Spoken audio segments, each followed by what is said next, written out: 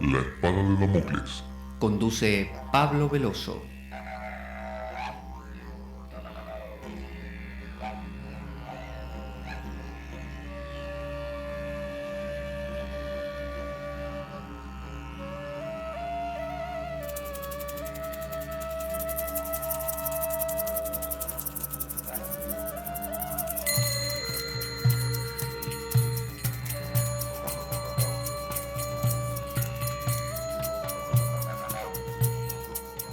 Tal como lo cortés no quita lo valiente, así lo hilarante no quita lo profundo. Y dado que la vida es un juego, aquí comienza La Espada de Damocles. La ficción más real que puedas concebir. La Espada de Damocles es un programa que por mera falta de objetividad cree ser diferente. Personajes mitológicos salidos de los más profundos avernos. Leyendas escabrosas y sin sentido. Curiosidades inquietantes e inútiles. Historias antiguas malversadas por nuestra incapacidad de entendimiento. Y cuentos carentes de profundo significado. También pretenderemos sin el menor éxito entender al ser humano en toda su dimensión. En suma, si quieres desperdiciar tu vida, aquí comienza La espada de Damocles, la ficción más real que puedas concebir.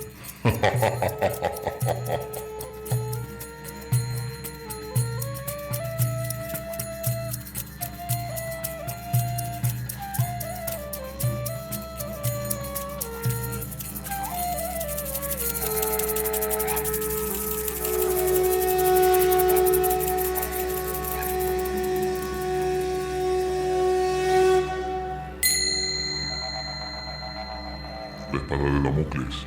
Conduce Pablo Veloso.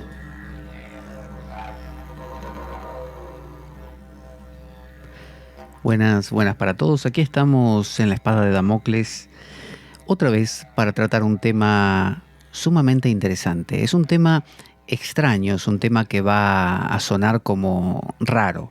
Sin embargo, ya lo hemos tocado de alguna manera cuando analizamos al Pablo gnóstico, al Pablo de Tarso gnóstico de Elaine Pagels. Elaine Pagels es una historiadora, una investigadora de las religiones norteamericana que ha hecho un trabajo genial y bueno, hicimos una saga donde, inacabada por supuesto, todavía quedan fragmentos por tratar, donde fuimos recorriendo los distintos, las epístolas diferentes del Nuevo Testamento. Sabemos que esas epístolas están atribuidas en su mayoría a Pablo de Tarso, como la de los Corintios, la de los Tesalonicenses, la de los Efesios, la de los Romanos, y alguna otra. Pero sabemos también, a lo largo de las investigaciones que se han dado últimamente de parte de los expertos, que bueno, algunas de estas obras no son estrictamente de Pablo, sino que son atribuidas a Pablo. Pero en el fondo, lo que nos interesa es encontrar una manera de traducir, de inteligir aquello que, por ejemplo, está en las epístolas paulinas y que nos suena a veces tan chocante, tan radical como que la mujer en las asambleas no debe abrir la boca a menos que el marido se lo permita y como mucho el marido en casa le tiene que explicar todo. Y de la misma forma la mujer deberá ir con el pelo tapado por un velo todo el tiempo en las asambleas también. Es decir, estas ideas, estas y otras, que resultan demasiado como, por un lado, anacrónicas, porque para nuestra época no corren, más que estamos ahora con esto de la liberalidad de género. Y por otro lado, ya no solo ahora, sino que antes ya no nos cuadraba, nos parecía demasiado excesivo y entonces se empieza a dar como una especie de esquizofrenia en los practicantes, en las personas que cultivan la religión cristiana, porque no logran hacer casar lo que dice Pablo con lo que querrían aplicar en la vida cotidiana. Entonces, hoy vamos a empezar a ver un texto gnóstico.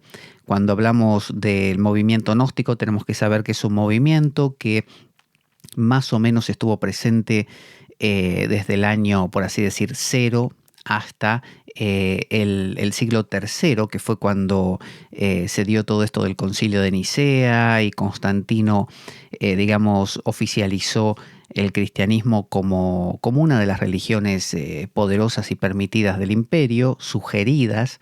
Luego, no su sucesor directo, sino el que le siguió, fue el que la instauró como la única religión posible, y ahí fue donde se erradicó lo más que se pudo a todas las otras. Pero bueno, en estos 3 primeros siglos hubo muchas personas, como el famoso Ireneo o San Ireneo, que eran apologetas, eran gente que defendía la tradición ortodoxa católica, bueno, cristiana en ese momento, no había todavía división entre católico y protestante, era la gran iglesia, la iglesia católica en el sentido de universal, que es lo que significa el término. Pero estas eran iglesias herejías rivales, ¿no? Como el docetismo y el gnosticismo en general, ya sea encarnado en Valentín, encarnado en Teodoto, encarnado en Heracleón, en Marción, bueno, un montón de vertientes que en realidad lo que hacían era buscar que aquella sabiduría que Leibniz, ¿no? el alemán Leibniz, el filósofo, el del cálculo infinitesimal, por ejemplo, nos decía que había una tradición primordial, una tradición perenne, ¿no? Una tradición, digamos, eterna, como dicen los hindúes, con esto del Sanatana Dharma, ¿no? Que quiere decir el Dharma, la verdad, la manera de ser de las cosas correcta, eterno, Sanatana. Entonces, esta idea hacía que gente que vivía en el Imperio Romano, que sabemos que es una convergencia de un montón de corrientes, es decir, al haber invadido el Imperio Romano toda la tierra conocida, digamos que fagocitó la sabiduría egipcia. Sabemos que hay dioses como Serapis, que era una mezcla de cosas romanas con cosas egipcias. Ya anteriormente con Alejandro Magno esto había pasado. Sabemos que Cleopatra, que no era egipcia de los faraones, sino que era egipcia griega, ¿no? Era egipcia de la sucesión esta de Alejandro el Macedonio, ¿no es cierto? Era una de la dinastía de los Ptolomeos, ¿no? Que era un general de Alejandro. Pero bueno, dejando todas estas digresiones, lo que quiero decir es que este gnosticismo es una mirada que nos puede venir muy bien a la hora de aproximarnos de repente a textos cristianos que nos resultan, como digo, anacrónicos, difíciles de digerir. Por ejemplo, el Génesis, ¿no? Toda esta historia de que por qué Dios puso el árbol de la vida en el medio, o del bien y del mal, y por qué, sabiendo que los iba a tentar, se los dijo igual. ¿Qué significa esa serpiente? ¿Por qué la serpiente hizo eso? ¿Por qué Dios no mató a la serpiente? Bueno, todas estas cosas son postulados, son historias que son difíciles de asimilar, porque son crípticas, no tienen una racionalidad. Bueno, los gnósticos tomaron no solo el Génesis, sino toda la Biblia, y le dieron una interpretación del estilo que se llama alegórico. Es decir, como si uno generara la posibilidad de que todo esto fuera una gran metáfora. Es decir, que nos hablase de otra cosa. Que no se tratara de un reptil llamado serpiente intentando tentar a una señora llamada Eva, sino que hablara de otras cosas, de nosotros, de lo que nos pasa hoy interiormente. Entonces, los gnósticos tenían todo un mito de por qué habíamos llegado a donde estábamos, de cuál era nuestro destino, de a dónde teníamos que ir. Y en ese mito cuadraba todo. Cuadraba el Dios malo, que es lo que, fíjese, hoy en día la gran batalla de parte de los ateos contra los cristianos, por ejemplo, es ¿por qué ese Dios que supuestamente debía ser tan bueno, no sé, destruyó Sodoma y Gomorra, invadía pueblos y los hacía polvo, ¿no? Mujeres y niños los pasaba a espadas, como pasó con Josué, por ejemplo, que tomó Jericó y otras ciudades así? Bueno, Dios le dijo, esa ciudad es anatema, es decir, todo hay que destruirlo, hasta los animales.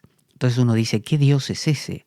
Entonces los gnósticos buscan otro sentido, de manera que se burlaban un poco los gnósticos de los cristianos habituales y decían, los cristianos habituales son muy literalistas, se lo creen todo al pie de la letra, como si la escritura hablara de lo que habla, y en realidad no, decían los gnósticos. La escritura habla de algo que no está dado, algo que no es lo que ves ahí, sino que está hablando con símbolos, ¿no? El propio Jesús en los evangelios decía, voy a beber un poquito de agua,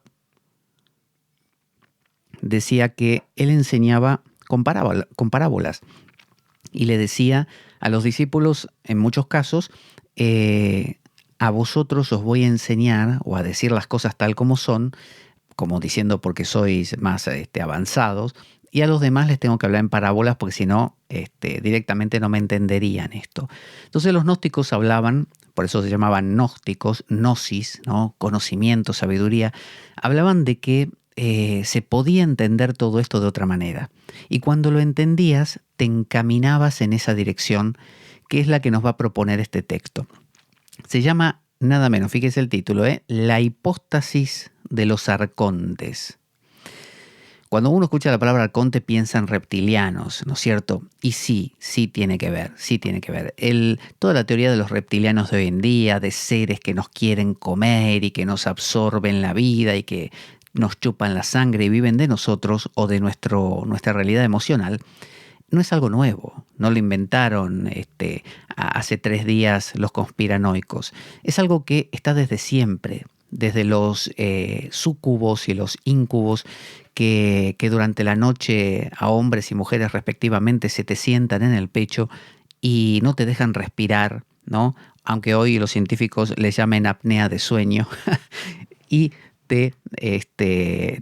viven de vos, ¿no? Te comen la energía.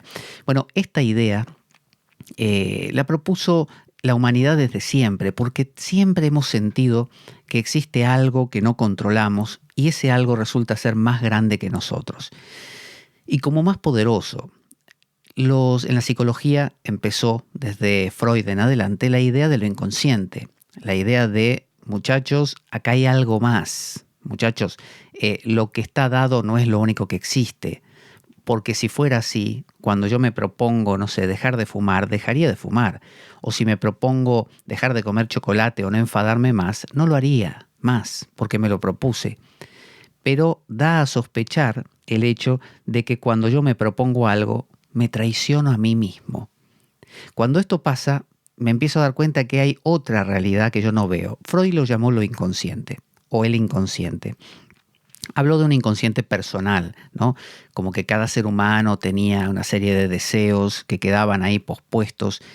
Y Jung le dio una vuelta más y habló de un inconsciente colectivo. Dijo que no era propio de un ser humano nada más, sino de que toda la humanidad tenía a su vez un inconsciente, ¿no? Es decir, mi inconsciente no es el inconsciente de Pablo Veloso, que puede tener los miedos de Pablo Veloso y los deseos pospuestos de un Pablo Veloso, que pueden ser de los más simples. No, tengo los mismos, o sea, bebo de la misma fuente que todas las personas que existen y han existido en este planeta desde siempre, o este planeta o este universo o lo que sea, y son las grandes pulsiones. O sea, bebo de la misma fuente que Aquiles y que Noé y que el que usted quiera. Entonces, son grandes patrones que, como hilos que manejan una marioneta, nos manejan a todos. Porque su mismo miedo es el miedo que sufrió, no sé, María Antonieta antes que le cortaran la cabeza, o el mismo miedo que sufrió, no sé, el rey David cuando lo perseguían, ¿no? Para matarlo, Saúl. Es lo mismo. Es decir, son las mismas energías que andan dando vueltas desde el principio de los tiempos. A esto le llamó Jung arquetipos, que cuando son mal gestionados se convierten en complejos autónomos y realmente se convierten en una suerte de vampiros, ¿no? Que nos comen la energía. Si no, fíjese el caso de una persona que es el 90% del tiempo amable y agradable, pero tiene unas salidas que es el 10% de las veces, unas salidas que la persona cuando vuelve en sí dice, yo no sé qué me pasó. La clásica, Yo no lo hice, yo no sé. ¿Qué te hice? ¿Te pegué? ¿Te rompí la cara? Bueno, perdóname, pero la verdad que no fue mi intención. Yo no sé qué pasó. ¿Quién fue? Yo no fui. Esa sensación es la sensación de que hay un algo más que está ahí cirniéndose sobre nosotros. Incorporar eso es la tarea del gnóstico, es la tarea del místico, ¿no? Místico, misterio, ¿no? Oculto, secreto, aquello otro, lo inconsciente. Es la tarea del cultor de la psicología profunda, como se llama, que es la psicología junguiana, por ejemplo, pero también la freudiana, claro que sí, y de los gnósticos. Entonces, estos arconte era un nombre que se utilizaba en la antigua Grecia para ciertos regentes, simplemente, ¿no? El arconte. Eran regentes de ciudades, gobernantes. Y la palabra hipóstasis, aunque suene muy rara, significa simplemente encarnación, definición, ¿no? Como cuando alguien empieza a ser, ¿no? Entonces es como, podríamos decir que significa la génesis de los gobernantes, cómo aparecieron los gobernantes. ¿Quiénes son los gobernantes? Bueno, son esas grandes tendencias o arquetipos que existen entre nosotros y que hoy en día también se les llaman, entre otras cosas, reptilianos, grises, bueno, todos esos nombres que se aplican a seres extraterrestres porque simplemente vivimos en una época cibernética, en una época del metal y del silicio. Pero si estuviéramos hablando ahora mismo en Judea de la época de Jesús, bueno, hablaríamos de dioses y demonios, ¿no es cierto? O ángeles y demonios. Entonces, estoy usando para esto, o voy a usar para esta saga, los textos gnósticos de la biblioteca de Nag Hammadi. Esta biblioteca es donde se encontraron estos textos, ¿no? Que fueron ocultados, básicamente, cuando se los empezó a perseguir. Los primeros movimientos monásticos, inclusive cristianos, como San Pacomio, primeros monjes, entre comillas, o sea, protomonjes cristianos, utilizaban estos textos indistintamente. Valentín, como digo, Teodoto, Heracleón, no había problema. Eran tendencias, pero cuando se empezaron a prohibir, bueno, algunos las escondieron y ahí tenemos que hasta este momento solo a través de los San Ireneo y otros que combatían a los gnósticos y en sus cartas hablaban y contaban lo que estos gnósticos decían y hacían, ¿no? Para hundirlos, básicamente, para demostrar que estaban equivocados. Eso era lo único que teníamos acerca de los gnósticos. Bueno, cuando se encontró esta biblioteca, ahora tenemos una cierta cantidad de textos que en gran medida coinciden muy bien con lo que decía San Ireneo. O sea, no mentía San Ireneo. Decía lo que realmente los gnósticos afirmaban, solo que lo decía a modo de burla o de mofa. Entonces, estoy usando textos gnósticos de la biblioteca de Nag Hammadi, el tomo 1, Tratados filosóficos y cosmológicos de editorial Trota, ¿no? Principalmente este trabajo está dirigido o llevado adelante por, entiendo, Francisco García Bazán, pero también por José Montserrat Torrents y Antonio Piñero. La hipóstasis de los arcontes entonces se ha conservado, dicen, un único testigo copto. El copto era la lengua del antiguo Egipto, constituyendo el Tratado 4 del Códice 2 de Nag Hammadi, le digo por si lo quiere buscar. El soporte papiráceo se halla notablemente bien conservado, o sea que lo encontraron en buen estado. El título aparece como Tipostasis Narcón. La traducción castellana es la hipóstasis de los arcontes, que en realidad dice se limita a reproducir los términos griegos del título copto, de acuerdo con la costumbre de la mayoría de los editores. Y dice, una traducción según el significado de esos vocablos griegos sería la realidad de las potestades. Acuérdense que Pablo de Tarso, en sus epístolas, decía, nuestra guerra no es contra carne y sangre, sino contra principados y potestades, y bueno, decía unas cosas más que ahora no me acuerdo. Entonces, principados, potestades, contra estos seres. Pero estos seres, vamos a ver, son interiores. Está hablando de dimensiones psíquicas, pero no dimensiones psíquicas, como le digo, de la mente cotidiana. No es de usted que tiene ganas de comer no sé, un caramelo. No, estamos hablando de energías más profundas que manejan emociones, ¿no? Como el miedo, como la angustia, como la desesperación, es decir, cosas muy, muy viscerales, lo que Jung llamaba arquetipos. Por si le interesa saber en qué lengua está, le digo, está en un saídico con fuertes contaminaciones subacmímicas, ¿no? Yo no hablo esa lengua, supongo que usted tampoco, pero no se preocupe porque la vamos a ver en castellano. Entonces, el contenido doctrinal, ¿de qué se trata este texto? Vamos a ver primero un resumen y luego ya nos metemos con el texto. Dice, el objetivo del tratadista cristiano, porque este es un texto cristiano, gnóstico, es elucidar la condición del hombre gnóstico. O sea, nos va a perfilar cómo es un gnóstico. Y entendamos que ser gnóstico no significa ser parte de una secta secreta que sacrifica niños. No, ser gnóstico significa alguien, como le digo, que interpreta la escritura y la vida en general de una manera simbólica y alegórica. El hombre gnóstico pertenece a la raza de Set. Ya vamos a ver. Acuérdense que estaba Caín y Abel. A Caín lo echaron porque mató a Abel, se fue ahí perdido por el mundo, y tuvieron otro hijo llamado Set, Adán y Eva.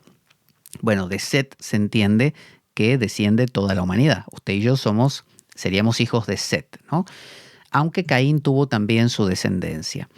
Y su conflictiva relación con los príncipes de este mundo. Los príncipes de este mundo son justamente los arcontes. A este fin el autor procede a una rectificación de la historia sagrada. Es decir, nos va a contar el Génesis, pero entendido, lo vamos a ir procesando de otra manera. La creación del hombre es explicada a partir de los textos del Génesis, interpretados con una técnica midrásica y ostentosamente rectificados. ¿Qué es el midrash? El midrash es un modo que tenían y tienen los judíos para interpretar su escritura, una manera de hacer exégesis. Los cristianos son o somos muy miedosos a la hora de tocar la escritura. Nos parece que si le cambiamos una letra, el mundo se viene abajo y nos queman en la hoguera. Pero los judíos no.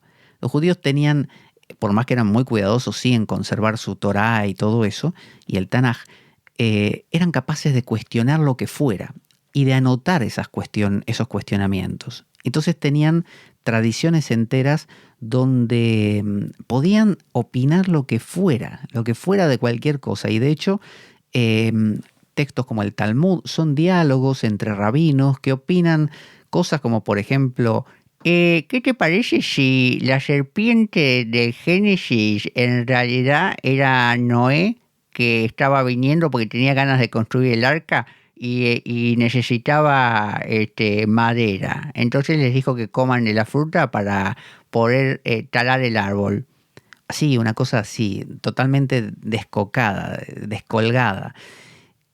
Lo que sea, lo que se les ocurría, tiraban ideas, como quien dice hoy, una lluvia de ideas.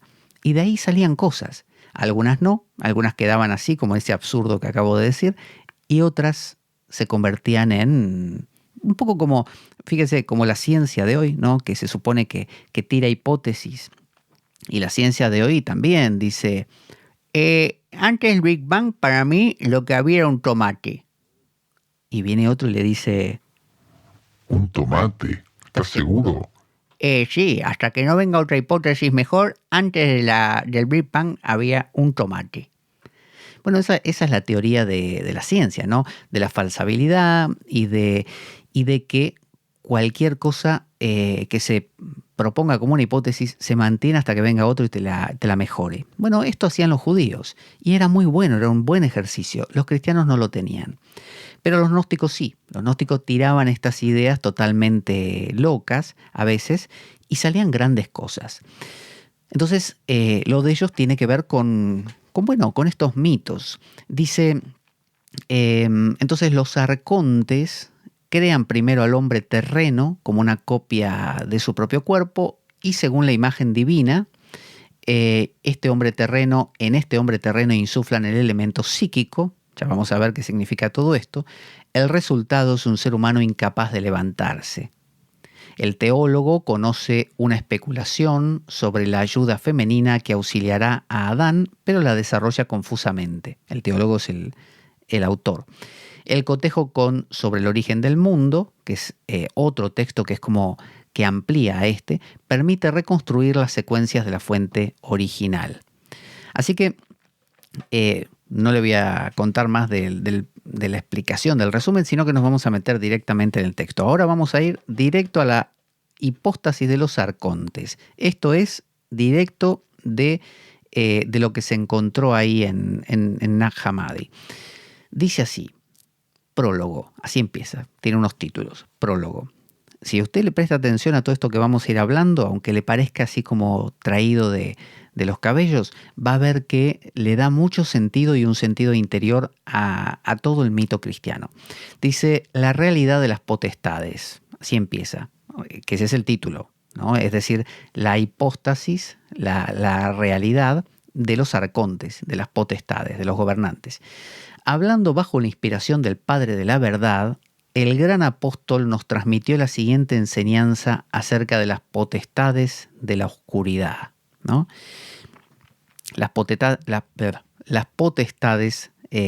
la oscuridad está haciendo referencia aquí a, vamos a buscarlo, a Colosenses 1:13, que es una de las cartas paulinas. Vamos a buscar Colosenses, puede tener la Biblia por ahí si quiere, 1:13, que dice: Él es quien nos ha rescatado del poder de las tinieblas y nos ha trasladado al reino de su Hijo querido. De Él nos viene la liberación y el perdón de los pecados. Es decir, estamos hablando de un mundo de oscuridad, un mundo de luz. Pasar de la oscuridad a la luz, ¿no? Esa idea de que el ser humano de por sí está en un lío. O sea, uno se levanta por la mañana y dice para sus adentros: vos sabés que no veo que la cosa esté muy bien. Yo creo que estoy complicado. No doy pie con bola. Vos sabés, no entiendo para dónde arrancar. Estoy confundido. Bueno, eso es nuestra realidad. Y a partir de ahí uno se pregunta, ¿y ahora qué? Entonces dice, nuestra lucha, dice en Efesios Pablo, no es contra la carne y la sangre, sino contra las potestades del mundo y contra los espíritus del mal. Fíjese qué dato. Pablo está diciendo aquí, en Efesios 6:12, está diciendo, no se trata de que tenés que pelear contra tu cuerpo físico y clavarte, no sé, ponerte un cilicio físicamente. En realidad la lucha es interior, ¿no? Así como cuando Jesús dijo, no se comete adulterio cuando vas y te acostás con la mujer del prójimo. Se comete adulterio al mirarla. O sea, te está diciendo, los procesos son interiores. Es como la gente que dice, no, hay que hacer, no sé, ayuno, debería yo entonces privarme de tal cosa y hacer tal práctica meditativa. Si no cambias interiormente, de nada te sirve. O sea, es una cáscara, ¿no? Por eso mucha gente asume lo que se llama el hábito, ¿no? Monástico. El hábito no hace al monje, está el dicho. Pero en realidad, quien asume verdaderamente un hábito, adquiere un hábito, que es muy distinto. Habita en una nueva realidad, habita en una disposición distinta. Ahí sí, porque uno empieza a habitar en el mundo de otra manera. Pero si te pones un hábito nada más, es una ropa y no sirve para nada. Puesto que me has interrogado acerca de la real existencia de las potestades, te lo revelo. Entonces acá empieza la antropogonía, ¿no? Es decir, cómo comienza la génesis, ¿no? Esa gonía viene de génesis, del antropos, del hombre, cómo aparece el hombre. Comienza con el arconte, ¿no? Nos va a hablar primero del gobernante. Dice, su jefe es ciego. Impulsado por su potencia, por su ignorancia y por su orgullo, dijo, yo soy Dios y ninguno hay fuera de mí. Fíjese la frase. Yo soy Dios y ninguno hay fuera de mí. ¿A qué le suena eso? Eso suena a ego, suena a yo lo puedo todo, ¿no? En el propio Bhagavad Gita, que es la escritura hindú, dice que el hombre rayásico, una de las cosas que afirma es: yo lo he conquistado todo. He conquistado a este enemigo y al de más allá, y mañana voy a conquistar a aquel otro, y en poco tiempo lo dominaré todo. Eso es el ego, es el creer, es el pecado del ibris, ¿no? Que en realidad se pronuncia como ibris, así como una entre I y U, que es el pecado griego principal. Es lo que llamaba Jung inflarse. Es cuando uno empieza a creer que no existe nada por sobre su cabeza. Pero no hablamos de un Dios regente que te mande un papá, ¿no? Esa idea de que proyectamos un papá que nos dé seguridad. No, no. La idea de el mundo es vastísimo, para arriba y para abajo, y sin embargo yo creo que lo controlo. Esa idea de que la ciencia en algún momento nos va a dar todas las respuestas, y no sabemos ni medio, ¿no? Solo tenemos 3 teorías, 4 hipótesis, y estamos arruinando el planeta. Es decir, somos unas hormigas insignificantes, pero nos hemos inflado. Entonces Jung nos propone que esto de yo soy Dios y ninguno hay fuera de mí es una afirmación totalmente egoica. La cita nos lleva a Isaías, que es un profeta del Antiguo Testamento, 45:5, y dice: yo soy el Señor y no hay otro, no hay Dios fuera de mí. Te ciño como guerrero aunque no me conoces. Y también Isaías 46 y 49. 46. Bueno, ese no lo encuentro. No importa. Está citando, está haciendo suyo un verso de Isaías para demostrar cómo este jefe de los arcontes, este ego, se proclama, y ahí comienza la historia, se proclama como el poderoso. Ahí comienzan nuestros problemas. Es el no recordar nuestra participación en algo más grande, el alienarnos, el creer que somos los que pueden tomar todas las decisiones, cuando en realidad no manejamos nada. Si usted se propone, como le digo, dejar de comer dulces y luego se los come, ahí hay algo más. Como se dice, ahí hay gente, hay más gente ahí, no está usted solo. Si estuviera usted solo no los comería, porque se lo propuso, pero ahí hay algo más. En inglés se usa la palabra drive, ¿no? Que es la misma de conducir, manejar, algo que te maneja. Drive es un impulso, es ¿cómo se dice? Bueno, no me sale. Bueno, cuando hay algo muy visceral que te mueve, un instinto, ¿no? Eso es un drive. Entonces, te maneja eso. Al decir esto, este rey de los arcontes, que luego veremos que se llama Samael, ¿no? Y también Yaldabaoth, ¿no? Ya veremos por qué. Al decir esto, pecó contra el todo. Es el gran pecado contra el todo. El negar al todo y creerse uno, la partecita, el todo, es como apropiarse de lo que no es tuyo. Es lo mismo que, ahí vemos una de las alegorías que le decía, si uno lee la Biblia literalmente, ve que Josué entró a Jericó y destruyó todo lo que había, mujeres, niños, animales, personas, hombres, mujeres, lo que fuera, ¿no? Todo. Y uno dice, eso es una brutalidad, que Dios puede pedir eso. Pero luego, cuando lo vemos bajo estas perspectivas alegóricas, como ya lo hemos visto cuando analizamos justamente los muros de Jericó y Josué, vimos que se trataba de que Dios, la deidad, la totalidad, empujaba a Josué, que sería como nuestro yo, nuestro ego, pero un ego sano, armonioso, a entrar, a acercarse a lo inconsciente, pero no podía apropiarse de nada. Tenía que todo eso quemarlo, porque si se apropiaba de algo, de eso inconsciente, le pasaba lo que a este ego, este ego torcido que dice yo soy Dios y ninguno hay fuera de mí. Es decir, yo conozco, no sé, un miedito que tengo ahí guardado y a partir de mañana digo, yo conozco mi miedo, yo lo domino, yo soy ese miedo y ese miedo a mí no me hace nada porque ya lo tengo dominado. Cuando en realidad es bestial ese miedo, es demasiado grande. Entonces enseguida que lo ves, lo tenés que soltar. Eso alegóricamente es quemar, ¿no? Pasó que uno de los generales de Josué se quedó con algunas cositas de oro y plata y bueno, Dios le dijo a Josué, acá tenemos problemas, hay un tipo que se quedó con cosas, hay que encontrarlo porque si no voy a castigar a todo el pueblo. Y lo encontraron y bueno, lo mataron al tipo finalmente. Entonces, con esto le quiero decir, se puede hacer una lectura alegórica. Dice, y esta palabra, la palabra de yo soy Dios y ninguno hay fuera de mí, llegó hasta la incorruptibilidad. ¿Qué es la incorruptibilidad?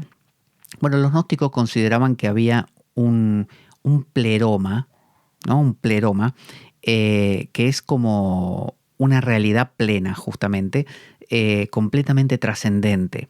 Imagínese el cielo, donde vive el Dios Padre y todo eso. Bueno, ahí había una serie de sisigias, es decir, de parejas de dioses con diosas, una cosa así, no con esos nombres, pero así. Y bueno, una de esas personalidades era la incorruptibilidad.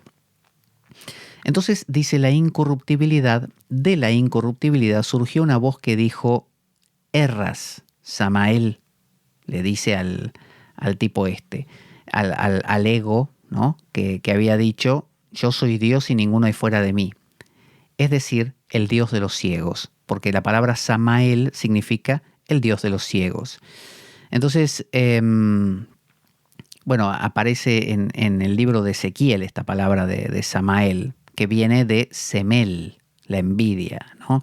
Entonces, ese ego de yo lo puedo todo, fíjese que pasa también en la adolescencia. Si usted tiene un hijo adolescente, verá que usted quiere como guiarlo, ayudarlo, y él te dice, yo lo sé todo, no me molestes. Es propio de la naturaleza humana y está bien, es una tendencia saludable. Romper, ¿no? Alienarse, inflarse, creer que yo lo puedo todo, es importante para que se produzca movimiento. Si ese hijo no lo contradice usted, no rompe con usted, no hace camino propio, no va a ser alguien, no se va a formar la hipóstasis, no va a existir. No va a existir. Necesita pelearse con usted, creer que lo puede todo, alejarse, hasta enfadarse con usted, hacer su vida como el hijo pródigo, darse cuenta en algún momento que no le da para tanto y quizás hasta regresar más adelante pidiendo disculpas, pero habiendo aprendido mucho y habiéndose encontrado. Por lo tanto, cuando regresa el hijo pródigo, el padre le dice, ha regresado un hijo, ¿no? Y el otro hijo se acuerda que le dice, ¿y a mí por qué no me sacrificaste el cabrito y a este que vuelve ahora sí, que se gastó todo el dinero? Y yo que estuve acá ayudándote. Y le dice el padre, porque ha regresado un hijo que yo había perdido, un hijo. Como diciendo, vos no sos mi hijo, al que se quedó ahí. Vos no sos nadie, no sos una hipóstasis, no encarnaste, porque no te separaste nunca. Entonces este Samael inicia, aunque parezca tan negativo, inicia un desprendimiento. Y ese desprendimiento es el que produce el juego de la vida. Tiene que haber un juego, tiene que haber un villano, tiene que haber un antagónico. Tenemos que romper un poco la estabilidad.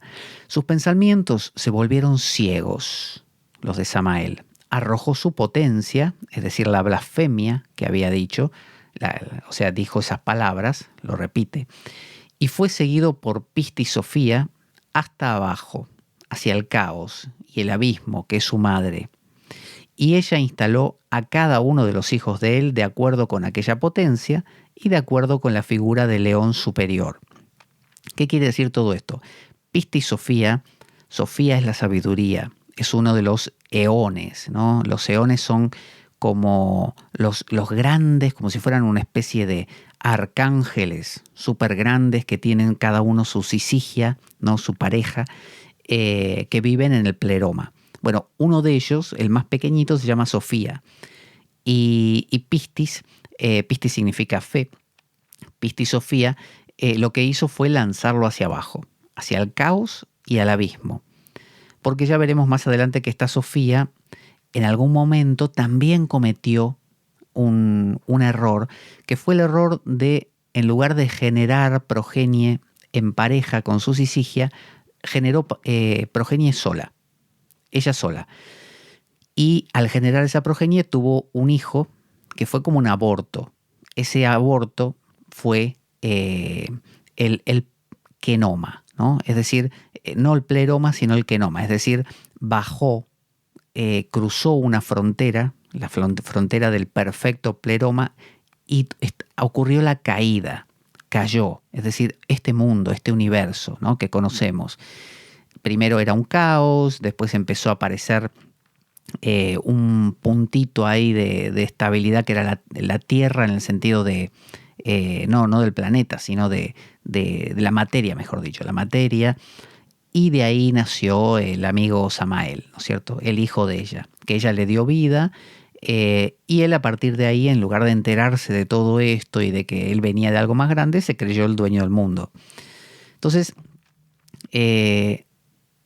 ella empezó a crear todo lo que había, toda la materia la estructuró, creó dimensiones, mundos, sistemas solares, todo de acuerdo a la figura del león superior. Es decir, todo de acuerdo a cómo se hacen las cosas en el pleroma. Por esta idea, dice, pues hay que saber, dice el escritor, que las cosas manifiestas han surgido de las cosas escondidas. Y esto es sumamente importante, porque normalmente la idea del pensamiento positivista y científico actual consiste en pensar que a medida que avanzamos las cosas se vuelven más complejas y más profundas. Como que lo bueno viene más adelante. Por ejemplo, cuando recién empezó el planeta, todo lo que había estaba en un estado de brutalidad. Era demasiado simplón, eran sustancias químicas nada más. Hoy en día, después de millones de años, tenemos la vida inteligente. Entonces, esta idea hace pensar que nosotros somos, lo mismo que Samael, la clave del universo, porque somos la evolución, el tope de gama de la evolución, somos nosotros. Mientras que este planteamiento es justo lo contrario. Está diciendo que es el planteamiento platónico en realidad, ¿no? Platónico, neoplatónico y gnóstico. Que el mundo divino es perfecto y preexistente, y mucho más perfecto que esto. Y que de eso empieza a generarse una imagen en espejo, digamos, que es esto, ¿no?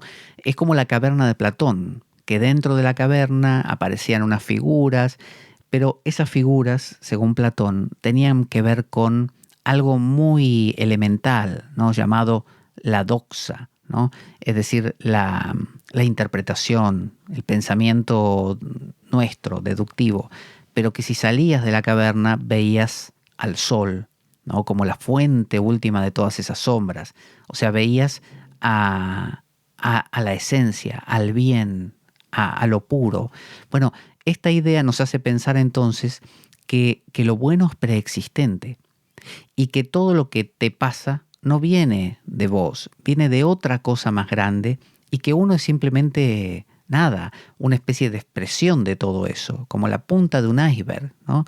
Hay muchísimo más debajo. Y antes de que esa punta emergiera, antes de que ese árbol frondoso surgiera, todo estaba en esa semilla. Entonces ahí hay que mirar. Eso es lo que plantea este pensamiento gnóstico. También el cristianismo en general lo plantea así, mientras que la ciencia plantea justo lo contrario. Tenemos que mirar los resultados, porque más avanzamos, más complejos son, más interesantes, más conscientes, ¿no? Ya podremos más adelante llegar a mejores cosas, que es una especie de falacia ad novitatem, que consiste en pensar que lo nuevo es mejor. O sea, lo que vendrá, cuanto más reciente, mejor es. Mientras que la falacia contraria es, ¿cómo sería? Que ahora me olvidé. Ad antiquitatem, que sería lo antiguo era lo mejor. Bueno, la idea de la gnosis es pensar que lo esencial, lo original, tenía como los grandes patrones puros. Quizá no era tan complejo como lo manifiesto. Lo manifiesto puede volverse más complejo, pero nunca va a superar en profundidad a lo esencial. Lo esencial lo contiene todo, ¿no? Es como el Big Bang, todo está ahí. Luego uno puede tener, por así decir, este planeta, aquella persona, que sí, son una expresión de ese Big Bang original, pero en ese Big Bang estaba todo junto. Hago una pausa para comentarle que nuestro programa carece de sustento económico externo. Hablando de otra cosa, nuestro programa La Espada de Damocles. Por lo tanto, si quiere colaborar con él, puede hacerlo escribiéndome a pablojorgeveloso@gmail.com y según viva dentro de España o fuera de ella, le pasaré la cuenta de PayPal del programa o bien la cuenta bancaria del programa, de manera que pueda hacer un aporte que no importa si es de lo más mínimo o grande o mediano, todo sirve porque justamente es para esto, para conseguir sobre todo bibliografía que hoy en día cuesta conseguirla y está en algunos casos muy cara. Y desde ya muchas gracias por ello. Ahora, formación del hombre terrenal. Vamos a ver cómo aparece el hombre. Porque estamos hablando de cosas esenciales como el ego, como cosas más interiores. Ahora vamos a ver cómo se concreta todo esto. Dice, la incorruptibilidad, ese principio trascendental perfecto que está junto al Padre, miró hacia abajo, hacia las regiones de las aguas, y su semejanza se manifestó en las aguas. Esto es un tema común en varios textos gnósticos, como el apócrifo de Juan, el Poimandrés también, que está en el Corpus Hermeticum y demás. Entonces dice, entonces las potestades de la oscuridad la desearon. ¿Qué significa desear? Que las potestades de la oscuridad deseen a la incorruptibilidad reflejada en las aguas. Significa que cuando usted piense esto, las potestades son sus potestades, ¿no? Sus príncipes interiores, el deseo, la voluntad, las ganas de hacer tal cosa y el rechazo por tal otra, su ego, ¿no? Como jefe de todo eso, ¿no? Que generan como una especie de núcleo. Bueno, cuando aparece algo de lo profundo, por ejemplo, una intuición, una revelación mística, amor, paz. Ese tipo de cosas son cosas como joyas preciosas. Un día usted se levanta y se siente en paz. Y usted no sabe de dónde vino eso. Es decir, como la incorruptibilidad reflejada en las aguas. ¿Cuál es el agua? Su mente. En su mente. Entonces vienen todos los arcontes, su deseo, ¿no? Yo me tengo que apropiar de esta paz. Esta paz me la tengo que quedar. ¿Cómo hago para mañana sentir la misma paz? ¿No es cierto? O se pone a meditar y de repente tiene una experiencia amorosa, sobrecogedora. Siguiente paso es, yo esto me lo tengo que apropiar. ¿Cómo hago? Ahí aparecen los arcontes que quieren apropiarse del reflejo, porque ni siquiera es la cosa, es el reflejo en su propia mente de aquello trascendente. Imagínese el tipo que es, no sé, empresario y está como loco todos los días, que la oficina, que los números y que los empleados, o es, no sé, la mujer que trabaja en una oficina o que es dueña de una tienda o de lo que fuera, y está también estresada, sobrepasada, y de repente, no sé, se va de vacaciones, de repente le nace un hijo, de repente algo, y en ese algo hay una experiencia de relajación, de trascendencia, de sentido de vida. Siguiente cosa es cómo me apropio esto. Yo quiero que esto dure. Eso es lo que las potestades quisieron hacer.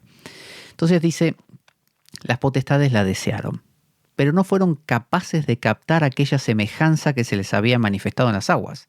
O sea, cuando usted tiene esa experiencia de paz, no es capaz de captarla. Lo único que ve es el reflejo semidistorsionado de eso, ¿no es cierto? Usted no ve a la paz con mayúscula. Usted ve la pacecita esa que le apareció hoy que se sentó a meditar.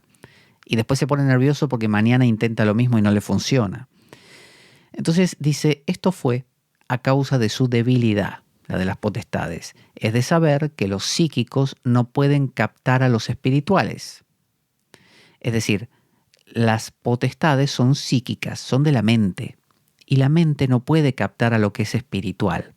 Y cuando hablamos de espiritual no hablamos de ángeles que vuelan por ahí. Estamos hablando de de aquello que usted llama la paz interior, el amor. Usted no lo puede eso agarrar, ¿no? No se lo puede apropiar. Sencillamente lo puede ver reflejado en su mente si tiene suerte. Porque fíjese que ni siquiera lo controlamos. En inglés se dice falling in love, caer enamorado, como caes. Uno no controla una caída, te caes en un pozo, por ejemplo. Bueno, falling in love significa caí enamorado. Entonces, ¿cómo uno controla eso? Lo más que puede decir es ojalá me enamore, ojalá encuentre la paz, ojalá sienta el amor. Pero ¿qué amor sentiré? Porque vio que usted tiene la experiencia, no sé, ve un atardecer y tiene una experiencia colosal. Y 10 segundos después usted empieza a preguntarse, ¿qué fue eso que sentí yo? ¿Será una experiencia pico o una experiencia meditativa del nivel 2,5? Usted ya se la quiere apropiar, la quiere catalogar, porque la quiere repetir. Usted quiere que le vuelva a pasar. Con lo cual su psique, su mente, no puede apropiarse de eso. Entonces, los arcontes, que son sus potencias, como diría San Juan de la Cruz, y el misticismo cristiano medieval, las potencias del alma, ¿no? Como la voluntad, el deseo y demás, no pueden apropiarse de algo que es neumático, del neuma, del espíritu, ¿no? De algo que es trascendente. Dice, puesto que las potestades, estas potencias que le digo, pertenecen al lugar inferior, a la mente, mientras que la semejanza pertenece al lugar superior, el espíritu. O sea, el amor es una semejanza, diría Platón, es el mundo de las ideas, el bien, el uno, el amor, son semejanzas, son reflejos puros de aquella cosa trascendente. Por esto he dicho que la incorruptibilidad miró hacia abajo, hacia las regiones de las aguas, a la mente, a fin de unir el todo con la luz de acuerdo con la voluntad del Padre. Fíjese, está diciendo que el Padre en el sentido de el todo con mayúscula, el trascendente por completo, incomprensible. Acuérdese que en las epístolas dice, al Padre nadie lo ha visto, ¿no? Dice uno de los apóstoles. Su voluntad es unirlo todo. O sea, no es dejar que su psique y mi psique estén ahí alienadas, ajenas, diciendo eso que dijo Samael de arriba de mí no hay nadie, yo soy el dueño del mundo. No, la vida entera, la totalidad está reclamando conectarlo todo, unificarse, volver por así decir, al hogar. Y uno se preguntará entonces, usted se preguntará, si ese todo quiere que volvamos al hogar, ¿para qué generó esta caída? ¿Qué necesidad había? Entonces le hago esta pregunta. Si usted tiene un hijo y quiere que ese hijo sea un hijo y no un apéndice suyo, usted necesita de alguna manera expulsarlo, empujarlo, fomentarle, si no le nace a él, fomentarle cierta rebeldía para que él se aparte, ¿no? Y cuando lo haga, ahí volverá, ahí lo reclamará, usted le pedirá que vuelva, hará todo lo posible, pero usted sabrá que ahí está volviendo un hijo. Entonces, el hijo le preguntará, si querías que volviera, papá, ¿para qué me expulsaste? Bueno, la respuesta es justamente para que seas. Y si uno se pregunta, ¿y para qué le interesa? O sea, ¿por qué le va a interesar al padre que exista algo fuera de él? ¿No? La famosa pregunta de la filosofía, ¿por qué hay algo en lugar de nada? Porque quizá, y acá es una mera hipótesis, el juego de la vida consiste en que la vida se mire a sí misma y que la vida se mueva. Y para moverse tiene que separarse. Entonces tiene que haber una caída, tiene que haber alguien que se aleje. Los arcontes se reunieron en asamblea, las potencias, y dijeron, tomemos la tierra y creemos un hombre de barro. O sea, los arcontes se reunieron y dijeron esa frase. ¿De dónde la sacaron? Bueno, se dice, ya lo veremos en otro texto más adelante, se dice que se lo metió en la cabeza la incorruptibilidad o la sofía. Es decir, les vino de arriba. uno a veces no sabe ni por qué tiene ideas. ¿No se fijó que a veces uno, aún las ideas más egoístas, uno no tiene ni idea de dónde salieron? Fíjese que esta frase proviene del Génesis. Está en Génesis 2:7. Génesis 2:7.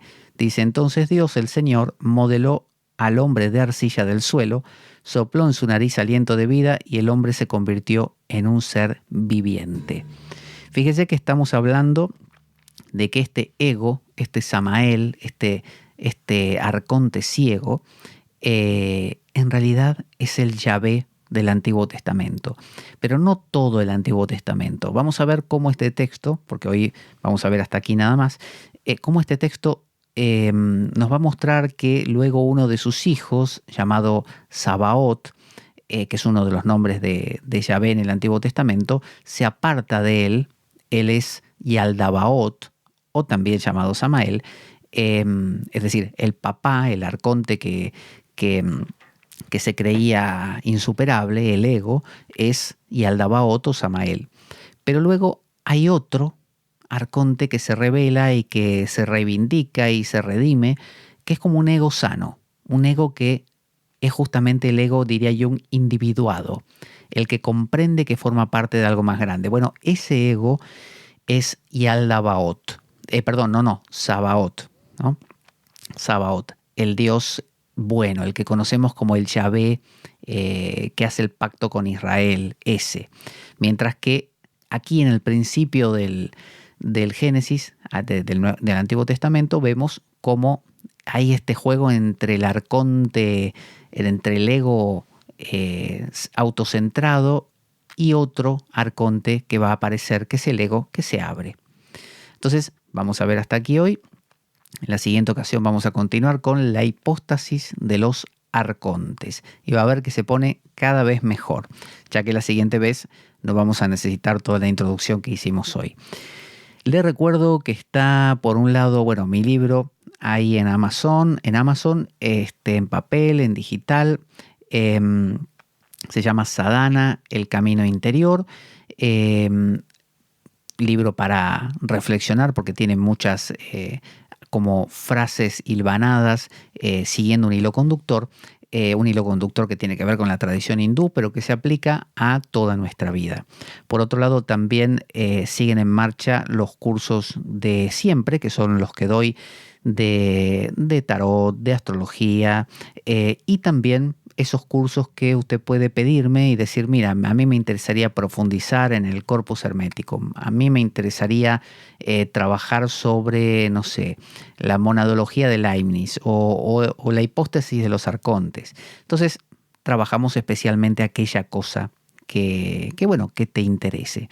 Todo esto lo hacemos por Skype, en sesiones personales, acordando día, fecha, horarios y demás. Bueno, vamos a ir a nuestra cortina de despedida. Ahí va. Yo soy Pablo Veloso. Esto es La Espada de Damocles. Buena semana, buena vida para todos y... Avanti, damocleanos.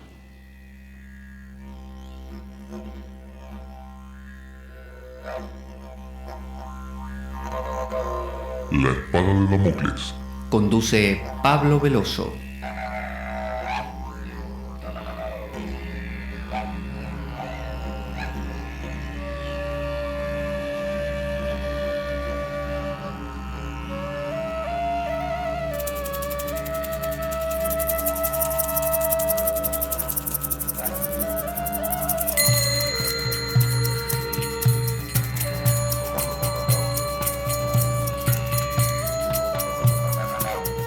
Y dado que la vida es un macabro juego concebido por una mente perversa, únete a nosotros en nuestro próximo programa, cuando escuches las siguientes palabras. La Espada de Damocles, la ficción más real que puedas concebir. Buena vida para todos, buena semana y... Avanti, damocleanos.